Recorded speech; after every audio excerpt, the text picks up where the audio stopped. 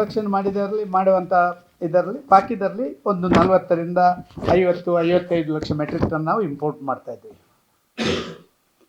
ಸುಮಾರು ನೀವು ನೋಡಿರ್ಬೋದು ಯೂರಿಯಾದ ಕಾಸ್ಟ್, ಯೂರಿಯಾದ ನಿಜವಾದಂಥ ಒಂದು ಪ್ರೊಡಕ್ಷನ್ ಕಾಸ್ಟ್ ಅದು ಸುಮಾರು 1500 ರೂಪಾಯಿ ಒಂದು ಬ್ಯಾಗಿಗೆ, 1500 ರೂಪಾಯಿ. ಆದರೆ ಹಿಂದಿಂದ ನಡೆದು ಬಂದಂಥ ಪದ್ಧತಿ ಏನು ಅಂತ ಹೇಳಿದರೆ, ರೈತರಿಗೆ ಸಹಕಾರಕ್ಕೋಸ್ಕರ ನಾವು ಸಬ್ಸಿಡಿ ಕೊಡ್ತಾನೇ ಇದ್ದೇವೆ. ನಾನು ಮಂತ್ರಿ ಆಗಿದ್ದಂಥ ಸಂದರ್ಭಗಳಲ್ಲಿ, ಕೆಮಿಕಲ್ ಆ್ಯಂಡ್ ಫರ್ಟಿಲೈಸರ್ಸ್ ಮಂತ್ರಿ ಆಗಿದ್ದಂಥ ಸಂದರ್ಭದಲ್ಲಿ ಸುಮಾರು 65,000 ಕೋಟಿ ರೂಪಾಯಿ ನಾವು ಸಬ್ಸಿಡಿ ಕೊಡ್ತಾ ಇದ್ದೇವೆ.